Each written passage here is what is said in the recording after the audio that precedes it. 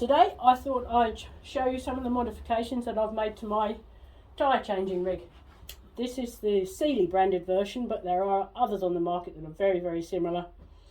It clamps the rim in 3 places, keeping it nice and firm for use. As standard, it comes with some central pivot bars and this very basic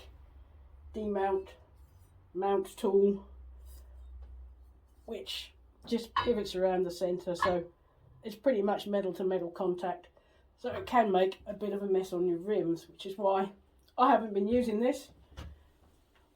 Instead, previously I've just been using the rig to hold the wheel nice and still and breaking out the rim guards and the tyre levers. I like these Motion Pro rim guards. They're much thinner than the cheaper plastic ones. They cover more, and these little ridges make it much easier to slide your tyre iron in.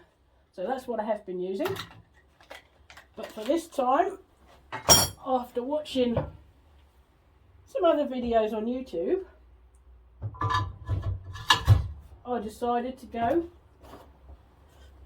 and modify it to fit a duckbill tyre changer. It slides on that central pivot again. It's a tight fit, and I've already adjusted it so it spins nicely around the rim. As you can see, there are lots of adjustment screws because I found things kept moving. There's a lot of force involved, so we have more and more screws, and now we can keep the thing in place. So this is the metal duckbill. It has some plastic inserts to try and minimise any damage. I prefer this to the plastic version you can get. That's my personal preference, is for the metal one. And just to help get the tyre on, you may also want a tool to keep that tyre down in the well.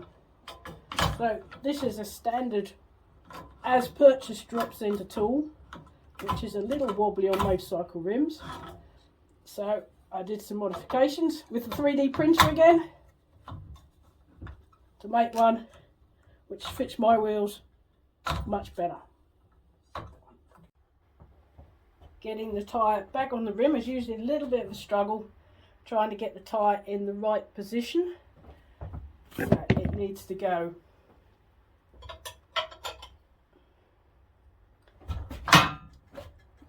under this back bit, but stay over the front.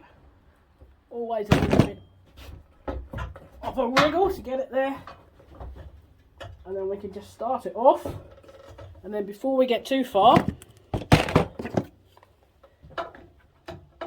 put a drop centre clamp on, otherwise you might find your tyre start spinning, which is a little annoying.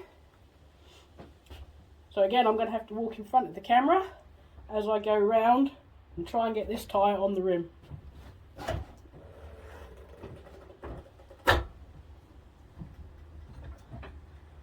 Put another clamp on just to keep everything down, make my life a little bit easier. And sometimes that happens, and that will annoy you.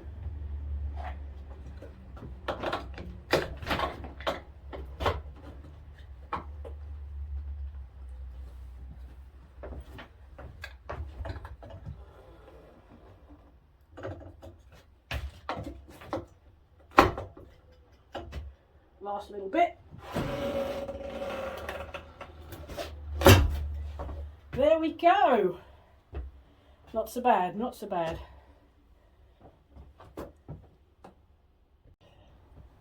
So now we're going to try and take a tyre off, and the first thing to do is lever it up.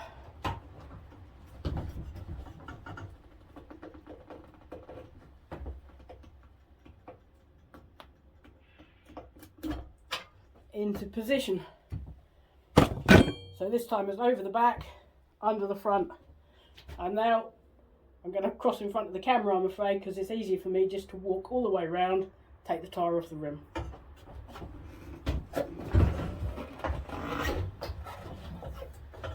There she goes.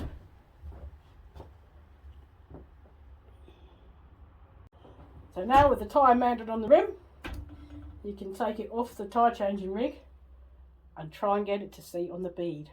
And that's a whole nother story.